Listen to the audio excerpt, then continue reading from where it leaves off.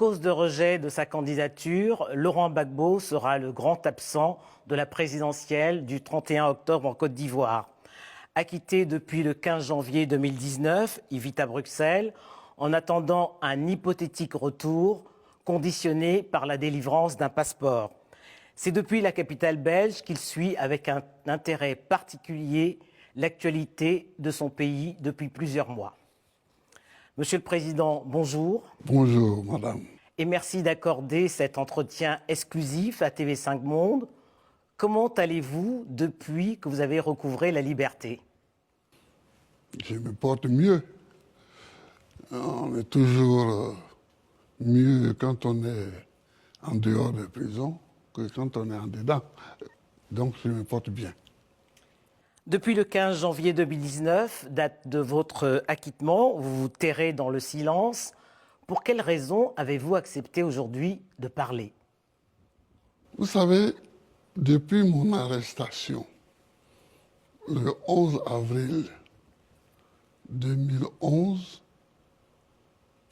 je n'ai pas parlé, sauf lors des interrogatoires devant la Cour pénale internationale. Je n'ai pas parlé et quand j'ai été acquitté, j'attendais d'être dans mon pays avant de parler. J'attendais d'être en Côte d'Ivoire avant de parler. C'est pourquoi depuis, je ne parlais pas. Mais aujourd'hui, la date du 31 octobre approche. Le 31 octobre, qui est le jour de l'élection, qui est le jour de la fin du mandat présidentiel. La fin d'un mandat présidentiel et le début d'un autre. Je vois que les querelles nous amènent dans un gouffre. Et en tant qu'ancien président de la République, en tant qu'ancien ancien prisonnier de la CPI, ancien comme politique connu, si je me tais, je ne serai pas responsable. Donc j'ai décidé de m'exprimer pour donner mon point de vue sur ce qui se passe en ce moment en Côte d'Ivoire et donner ma direction, celle qui me semble bonne. Alors on y reviendra, Monsieur le Président. Pour la présidentielle du 31 octobre, vous n'aviez pas fait acte de candidature, mais vos partisans ont déposé un dossier qui a été rejeté. Est-ce que vous avez été surpris par le rejet de votre candidature parce que vous ne remplissiez pas toutes les conditions? Madame, j'ai fait acte de candidature parce qu'une candidature ne peut pas être déposée sans l'accord de celui qui est candidat. Oui, mais quand je voulais dire que ce n'est pas vous-même qui avez déposé votre dossier comme l'ont fait tous les autres candidats. Oui, mais parce que j'étais loin. J'étais à 6 heures de vol d'avion de la Côte d'Ivoire. Donc, mais j'ai été candidat et ma candidature a été rejetée. Mais vous ne remplissiez pas, Monsieur le Président, toutes les conditions pour être candidat. C'est ce qu'on dit. C'est ce qu'on a dit. C'est ce qu'on a dit. Nous étions 44 candidats. On a rejeté 40 candidatures. Vous voyez un peu. Donc, je trouve ça un peu enfantin. Je trouve ça un peu enfantin. Je pense que dans un pays, ceux qui veulent être candidats doivent être candidats. On ne doit pas multiplier les obstacles sur la route des candidatures. Je ne conçois pas comme ça la politique. Et vous estimez que certains candidats ont été sciemment écartés de cette présidentielle? Oh, bien sûr. Bien sûr. Bien sûr. Mais bon, c'est pour tout ça que je m'exprime aujourd'hui. Alors, depuis l'annonce de la candidature d'Alassane Ouattara pour la présidentielle du 31 octobre, pour briguer un troisième mandat, la Côte d'Ivoire connaît une crise préélectorale, qui a fait d'ailleurs déjà plusieurs victimes à Abidjan et même dans plusieurs villes à l'intérieur. Est-ce que vous comprenez la colère des anti-troisième mandat? Oui, oui. Je la comprends et je la partage. Je pense que l'un des problèmes politiques en Afrique, c'est qu'on écrit des textes sans y croire. On écrit dans la Constitution que le nombre de mandats est limité à 2. Pourquoi veut-on faire un troisième mandat? Il faut qu'on respecte ce qu'on écrit. Il faut qu'on respecte ce qu'on dit.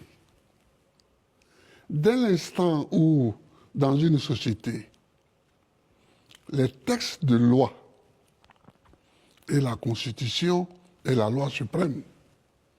On dit d'ailleurs que c'est la loi fondamentale. C'est la loi fondamentale. Les textes de loi qui régissent les rapports entre les citoyens disent une chose, il faut qu'on s'y conforme. Et c'est en s'y conformant que la société est régulée de façon efficace. Si on écrit une chose et qu'on en fait une autre, on assiste à ce qui arrive en Côte d'Ivoire aujourd'hui. La situation inflammable que connaît la Côte d'Ivoire depuis le mois de juillet vous préoccupe alors? Elle me préoccupe absolument. Et je voudrais dire que on a un remède à cela. Le remède, c'est la discussion. Il faut que les gens s'asseyent et qu'ils discutent. Alors, quand vous dites les gens s'asseyent, vous pensez à qui? Alassane Ouattara? Aux hommes politiques en général. Henri Konan Bédié et vous-même? Oui, mais je pense à ces trois-là. Mais le champ politique s'est élargi depuis. Le champ politique s'est élargi. Mais depuis que Oufoué était président, parce que j'ai été le seul à être candidat contre Houphouët-Boigny. J'ai été le seul en 90. Mais je ne cessais de répéter, asseyons-nous et discutons. Avec la discussion, la négociation, on règle beaucoup de problèmes.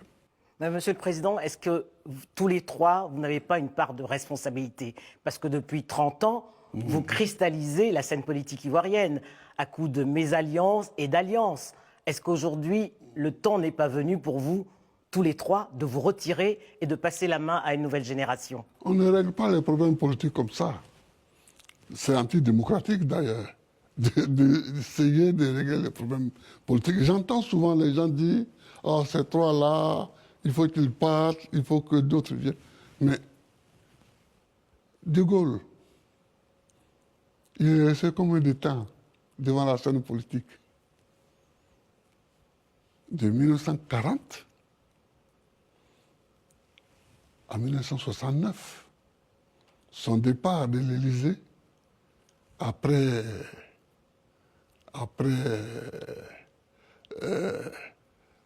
la défaite du référendum qu'il avait initié, François Mitterrand, il est resté combien de temps? 14 ans.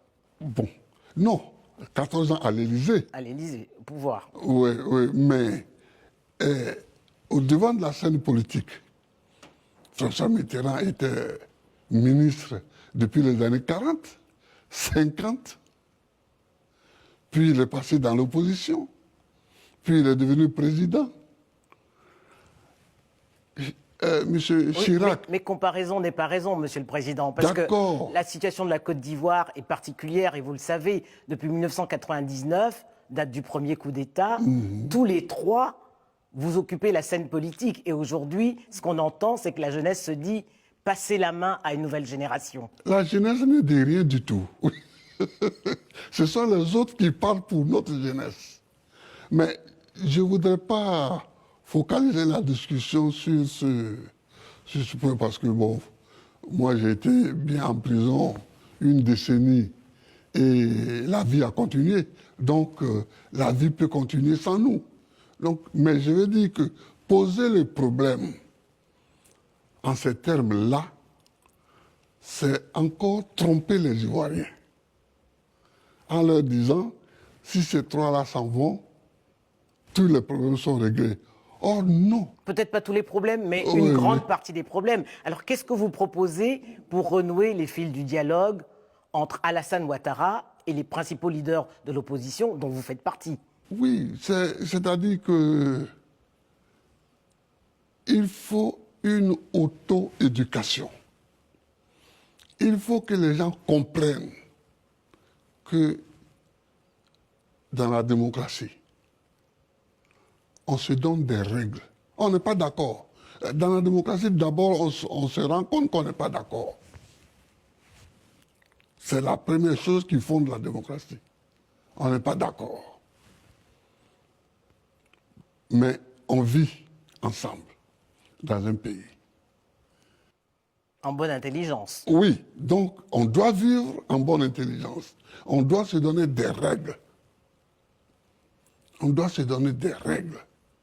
Et une fois qu'on se donne des règles, il faut les respecter. C'est ça. Il faut les respecter. Si on ne peut pas respecter les deux mandats, ben qu'on ne l'écrive pas dans la Constitution. Vous comprenez? Si dans la Constitution, il était autant de feu Boigny, il n'y avait pas de limitation de mandat. C'était le parti unique aussi. C'était le parti unique, mais il n'y avait pas de limitation de mandat. Quand il n'y a pas de limitation de mandat, on s'attend à tout. Mais quand il y a une limitation de mandat, aux États-Unis, il n'y avait pas de limitation de mandat au départ. C'est après Roosevelt qu'on a limité les mandats. Roosevelt lui-même, je crois, a fait 3 mandats. Vous comprenez? Donc, la limitation de mandat n'est pas obligatoire. Mais moi, je la souhaite. Je souhaite qu'on limite les mandats. Mais Et qu'on la respecte. Oui, mais une fois qu'on a limité les mandats, il faut, dans la Constitution, il faut qu'on respecte cette limitation des mandats. Alors, face à ce qu'elle appelle justement la dérive du pouvoir, l'opposition ivoirienne fait bloc, et elle appelle à la désobéissance civile, Oui. un mot d'ordre que Alassane Ouattara n'entend pas, puisque ça ne l'a pas fait reculer. Et d'ailleurs, ses partisans au RHDP disent du 31 octobre, un coup KO, une victoire au premier tour. Bien sûr. Qu'est-ce qui nous attend au lendemain du 31 octobre? La catastrophe. Ce qui nous attend, c'est la catastrophe. Et c'est pourquoi je parle. Il faut qu'on sache que j'ai parlé. Il faut qu'on sache que je ne suis pas d'accord pour aller pièce de point lié à la catastrophe. Pour qu'on sache que j'ai dit qu'il y avait autre chose à faire. Il faut discuter. J'ai été élu président de la République le 22 octobre 2000. Le 19 septembre 2002, c'est-à-dire moins de 2 ans après, une rébellion éclatait. Il y avait 2 choix. Ou bien choisir la lutte militaire à outrance contre les rebelles, ou bien négocier. Vous avez choisi de négocier avec les accords de Marcoussis. J'ai choisi de négocier. Avec les accords de Marcoussis. Il y a eu les accords de Marcoussis. De Ouagadougou. Il y a eu la réunion de Kléber. Il y a eu 3 réunions à Accra. Et Ouagadougou. Il y a eu... Ouagadougou, c'était la dernière, le dernier accord. Il y a eu des négociations à Lomé. Il y a eu 2 réunions à Pretoria, En Afrique du Sud. en Afrique du Sud. Vous voyez, il y a eu plusieurs réunions partout. Même la veille du jour du deuxième tour, j'étais au deuxième tour contre Alassane Ouattara. C'était un dimanche. Mais la veille, le samedi, nous négocions encore. Blaise Compaoré, le facilitateur, est venu ce samedi. Nous avons passé la demi-journée à négocier et il est reparti à la nuit tombante. Vous comprenez? Donc, une négociation, elle s'impose quand il y a une crise. À ce propos, Monsieur le Président, qu'avez-vous pensé des missions de bons offices conduites par la CEDEAO et du mutisme de l'Union africaine? Je voudrais pas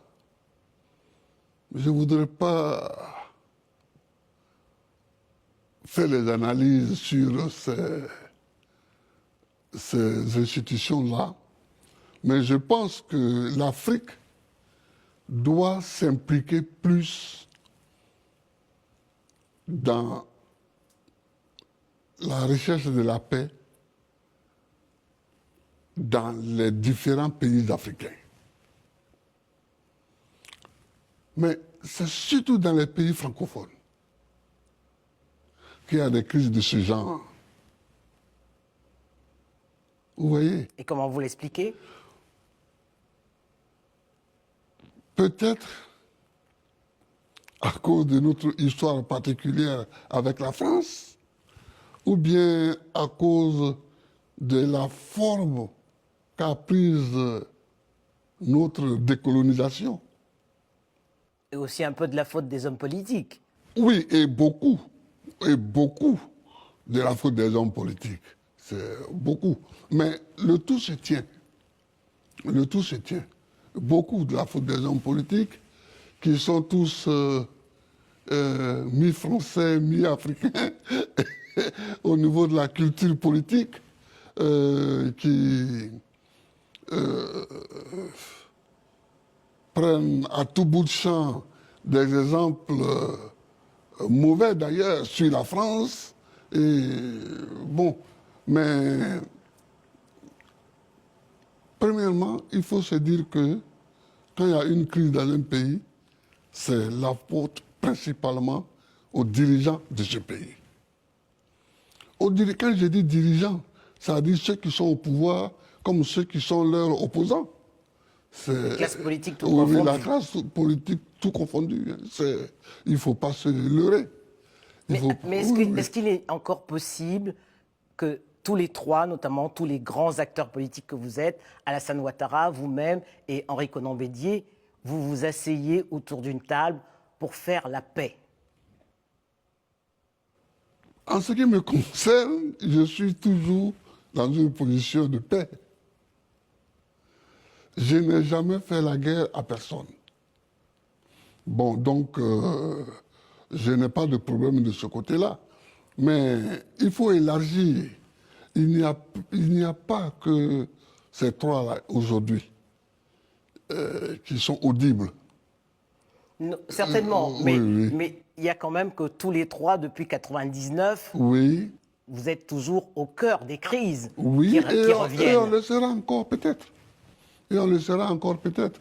Parce que, comme je vous l'ai dit tout à l'heure, on ne tourne pas la page, les pages politiques comme ça. Ça ne se décrète pas. Oui, ça ne se décrète pas. Il y a la nature, il y a la politique elle-même, il y a beaucoup de choses.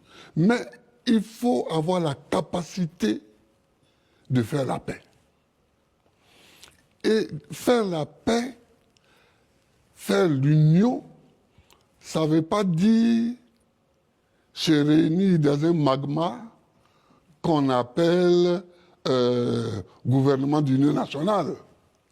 Moi, j'en ai dirigé plein de gouvernements d'union nationale. Mais tout en sachant qu'ils ne donneraient rien. Parce que... Fouette disait que la paix, ce n'est pas un mot, c'est un comportement. C'est un comportement. Il faut avoir un comportement de paix. C'est-à-dire, ce qui se passe, c'est le non-respect des règles qu'on se donne. Vous savez, si on se donne des règles, qu'on les respecte, les mêmes peuvent être là jusqu'à 80 ans, 90 ans. On ne le sentira même pas.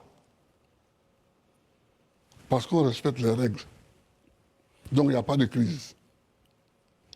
Mais si on se donne des règles, et qu'on les foule aux pieds, même si les messieurs ont 40 ans, ou les messieurs ont 40 ans ou 45 ans, ils vont agacer.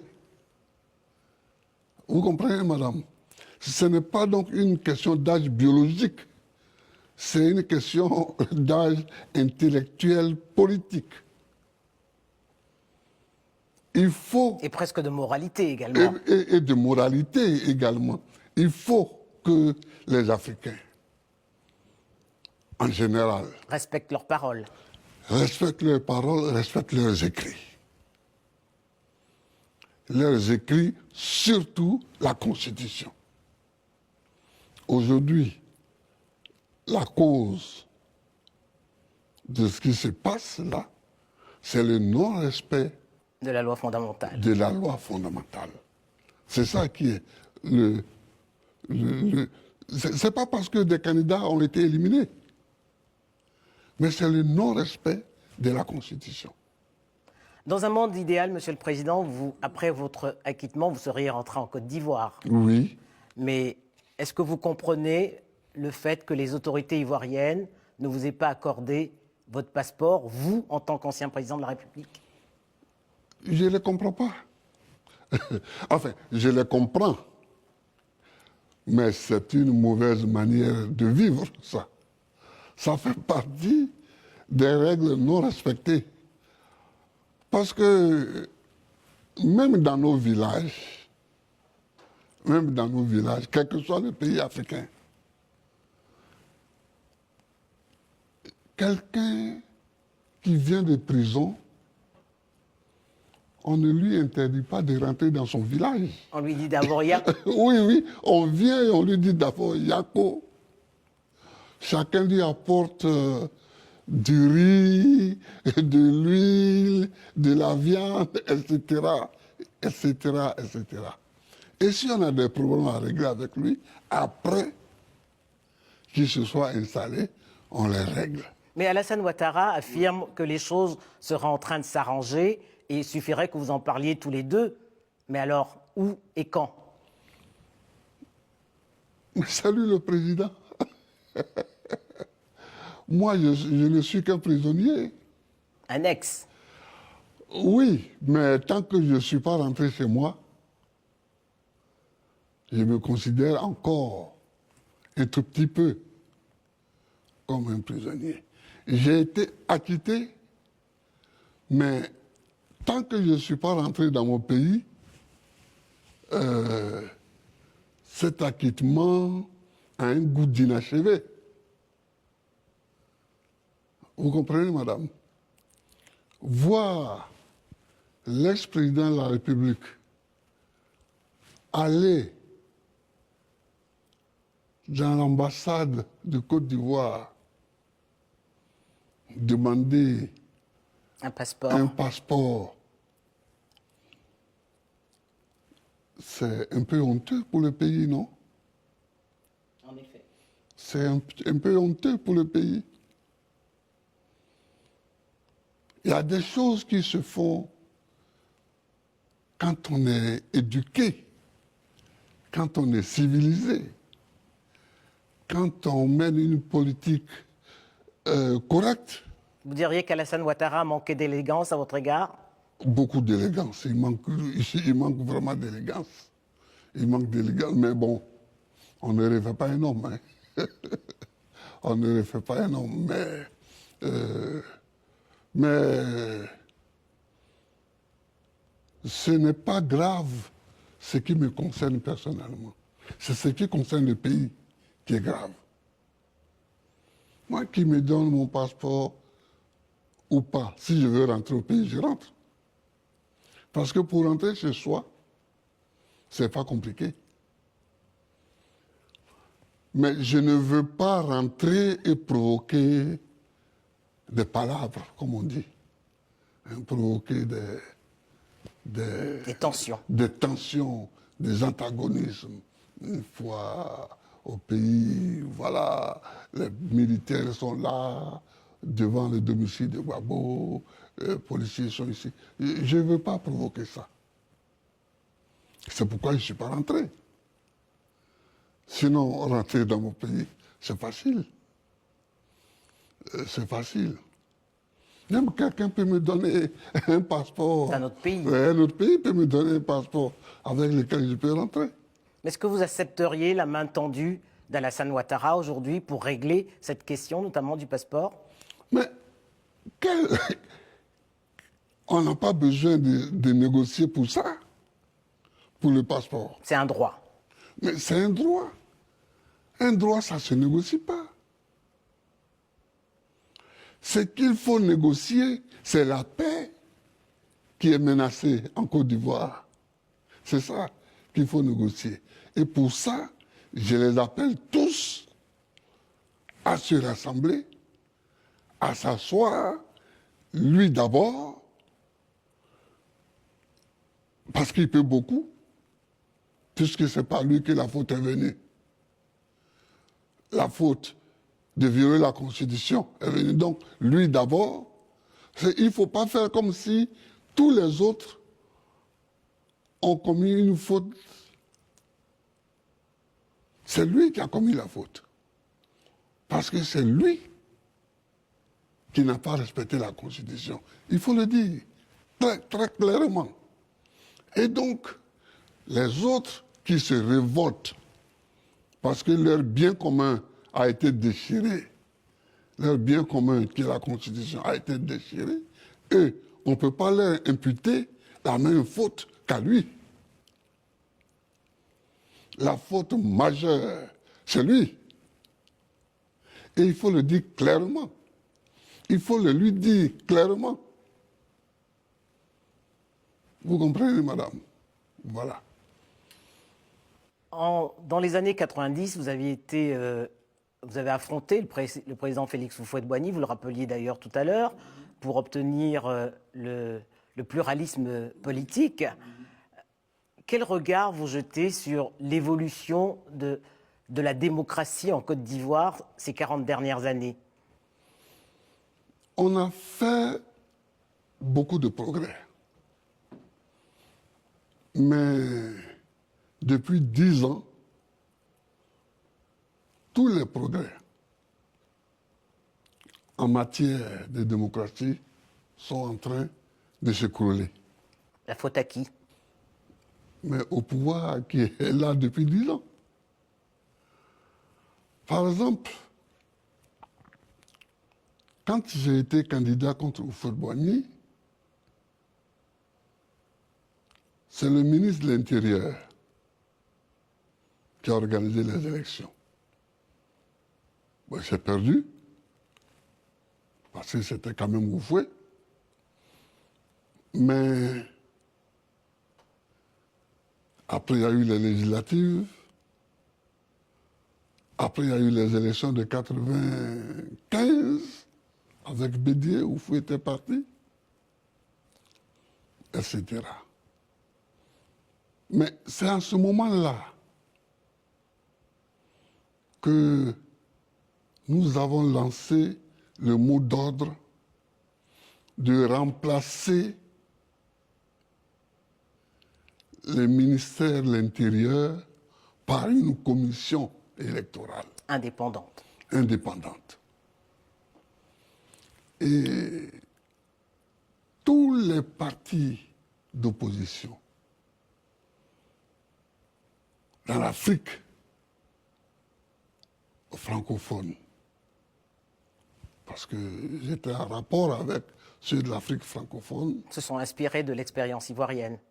Oui, mais peut-être on regardait aussi leur propre vécu. Et c'est devenu un mot d'ordre total en Afrique. Et on a mis sur pied tel pays, dans tel autre pays, dans tel pays, on a mis sur pied des commissions électorales indépendantes. Pour autant, ça ne fait pas des scrutins apaisés, Monsieur le Président. Oui, mais on s'est rendu compte, on se rend compte aujourd'hui, on se rend compte que les défauts qu'on reprochait aux différents ministères de l'Intérieur, on les retrouve Au sein de la commission au électorale sein indépendante. de la commission électorale indépendante. Donc c'est une question d'hommes. Donc, il faut réfléchir encore. Ce n'est pas l'institution, mais ce sont les hommes qui la font. Voilà. Il faut réfléchir encore et trouver des solutions nouvelles pour résoudre ces problèmes nouveaux. Voilà. Et il faut le faire. Monsieur le Président, cet entretien tire à sa fin. Ça fait 9 ans que les Ivoiriens ne vous ont ni vu ni entendu. Qu'est-ce que vous voudriez leur dire à la veille de cette date cruciale du 31 octobre? Quel message? Merci, madame. Discuter, négocier, parler ensemble. Il est encore temps de le faire? Toujours. Il est toujours temps de le faire. Il est toujours temps de parler. D'abord, je voudrais dire aux Ivoiriens que dans ce combat qui se mène aujourd'hui autour du 3e mandat, je suis, moi, Laurent Gbagbo, ancien chef d'État, ancien prisonnier de la CPI, je suis résolument du côté de l'opposition. Je suis résolument dans l'opposition à la pratique qui se fait aujourd'hui, Vous avez choisi votre camp. à la pratique du 3e mandat. Je suis résolument dans l'opposition. Mais étant clairement, sans embâche, opposé au 3e mandat et sans embâche dans l'opposition à ce 3e mandat, je dis, vu mon expérience, qu'il faut négocier. Dernier mot, Monsieur le Président. Oui. Un message particulier aux jeunes Ivoiriens qui sont nés en 2002, année de la crise, Oui. de la crise politique, et qui, cette année, vont voter pour la première fois le 31 octobre. Oui. Un message à leur endroit. D'abord, je voudrais les saluer tous. Ce sont mes potes. Beaucoup me voyaient souvent, enfin, les jeunes me voyaient souvent à Yopougon. Non, en 2002, ils sont Oui. nés en 2002. Oui, hein. oui, oui. Non, mais je veux dire, quand j'étais au pouvoir, les jeunes D'accord. me voyaient souvent à Yopougon, quelquefois même dans des maquis, dans des bars, etc. Mais ces jeunes-là, Ils ont 18 ans hein, ils cette ont année. 18 ans cette année. Je voudrais leur dire que c'est moi qui ai mis l'âge du vote à 18 ans. Parce qu'avant que je n'arrive au pouvoir, l'âge de vote était à 21 ans. Quelquefois, je me demande si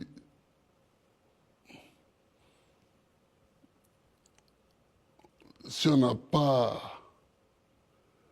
loupé le coche, s'il ne fallait pas mettre ça à 17 ans ou à 16 ans comme dans certains pays. Mais bon, 18 ans, c'est quand même un progrès. Un progrès.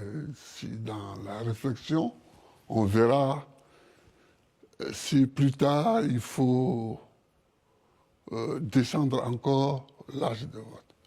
Donc je leur dis que ce pays-là, c'est leur pays. Nous, qui avons aujourd'hui un certain âge, mais surtout nous, qui sommes de cette classe politique qui a géré le pays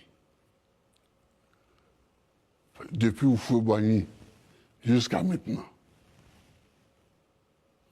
Notre travail, notre rôle, c'est de faire en sorte que, après nous, nous laissions aux générations futures un pays avec des règles claires et respectées.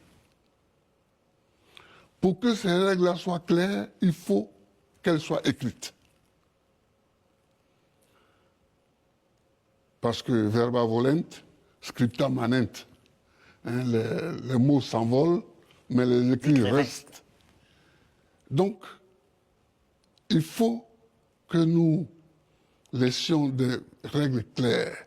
Mais il faut que nous donnions l'exemple du respect de ces règles. C'est surtout ça. Aujourd'hui, en France, en Belgique, je dis c'est bon parce que nous sommes en Europe occidentale ici. Je suis en Belgique ici, la France est à côté. Quand on annonce la date d'une élection, elle ne résonne pas, cette date-là, comme une guerre civile qui approche. Il n'y a pas de guerre civile qui approche, parce qu'il n'y a pas de règles nouvelles. Les règles sont établies une fois pour toutes. Et on les respecte. Et on les respecte. Or, chez nous, chacun vient et change la Constitution. Chacun vient et change la Constitution. Les Américains ont leur Constitution depuis la fin du XVIIIe siècle. C'est la même Constitution. Les Français ont leur Constitution, la Ve République, depuis 1958. Et elle est là. Nous, depuis 60, en Côte d'Ivoire, on est déjà à la 3e Constitution. Vous comprenez? Donc, il faut que nous laissions des règles claires, donc écrites, et surtout que nous laissions l'exemple des gens qui respectent les règles. C'est comme ça que nous laisserons aux générations futures une Côte d'Ivoire apaisée, paisible et qui marche vers le développement. Merci, Monsieur le Président. Merci, Madame.